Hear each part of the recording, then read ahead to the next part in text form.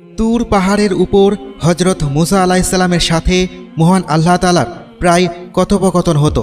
এমনই একটি দিন মুসা নবীর সাথে আল্লাহ তাআলার কথা হচ্ছিল। এই সময় হজরত মুসা আলাইহিসসালামের মনে কিছু প্রশ্ন জেগে উঠল।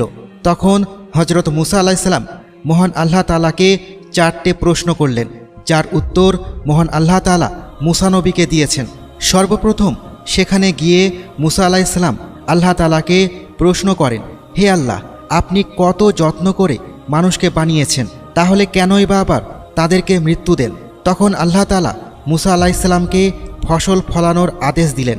হজরত মুসা আলাইহিসসালাম আল্লাহর নির্দেশ মতো তাই করলেন। তিনি প্রচুর পরিমাণে গম উৎপাদন করলেন। কিছুদিন পর যখন ফসল পেকে গেল, তখন তিনি ফসল থেকে দানা বের করলেন এবং খোসা আলাদা করলেন। তখন আল্লাহ তাআলা হজরত মুসা আলাইহিসসালামকে জিজ্ঞাসা করলেন, হে মুসা, তুমি নিজ হাতে ফসল ফলালে, তাহলে আবার নিজ হাতে ফসল কেন কেটে ফেলেছ? আর ফসল যখন কেটেই ফেলেছ, তাহলে এই ফসলের খোসা আলাদা কেন করেছ? তখন জবাবে হজরত মুসা আলাইহিসসালাম বললেন, যদি ফসল খোসা থেকে আলাদা না করি, তাহলে তো আমি খেতে পারবো না। আল্লাহ তাআলা জিজ্ঞেস করলেন, তুমি এই পদ্ধতি কোথায় শিখেছ? মুসা আলাইহিসসালাম বললেন, আপনার কাছ থেকে শিখেছি ইয়া আল্লাহ। আল্লাহ তাআলা বললেন, আমি তোমাদের যা শিখিয়েছি তা নিজে কেন ব্যবহার করব না? আমি মানুষ সৃষ্টি করেছি এবং মৃত্যু দিই, যাতে আমি বুঝতে পারি যে কার রূহ কেমন। এমন কথা শুনে হজরত মুসা আলাইহিসসালাম বললেন, রূহ কি সবার এক হয় না? মহান আল্লাহ তাআলা বললেন, পৃথিবীতে 2 ধরনের রূহ হয়, কারো রূহ পবিত্র, আবার কেউ বা নিজ রূহকে কুলসিত করে ফেলেছে। আর মৃত্যুর পর আমি এই রূহ দেখেই জান্নাত জাহান্নাম নির্ধারণ করব। তুমি যেমন গম থেকে খোসা আলাদা করো, আমি তেমনি অপবিত্র থেকে পবিত্র রূহ আলাদা করে ফেলি।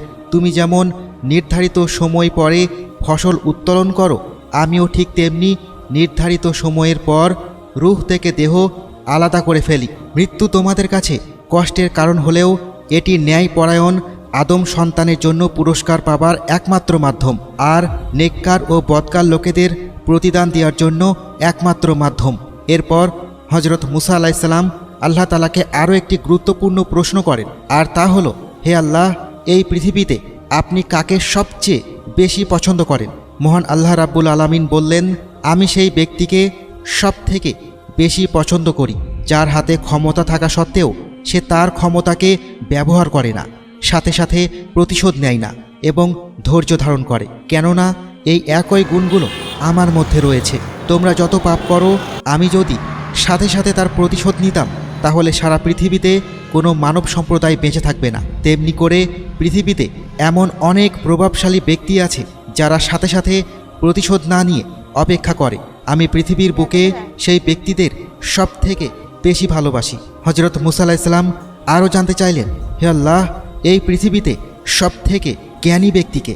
আল্লাহ তাআলা বললেন, যে ব্যক্তির জ্ঞান পিপাসা কখনো শেষ হয় না, আর যে ব্যক্তি তার অর্জিত জ্ঞান নিজের মধ্যে সীমাবদ্ধ না রেখে আল্লাহর সন্তুষ্টির জন্য তা মানুষের মধ্যে বিলিয়ে দেয়, সেই আমার কাছে শ্রেষ্ঠ জ্ঞানী। হজরত মুসা আলাইহিসসালাম আল্লাহর কাছে আরও জানতে চাইলেন, হে আল্লাহ, এই পৃথিবীতে সব থেকে ধনী ব্যক্তিকে?